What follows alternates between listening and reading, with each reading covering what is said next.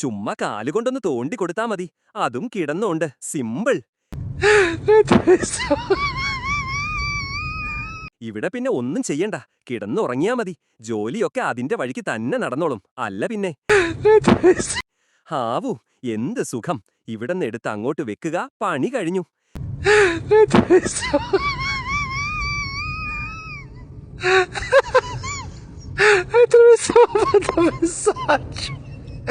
ഈ ചെറിയ പണിക്ക് എന്തിനാവോ ഇത്രയും ബിൽഡാപ്പ്?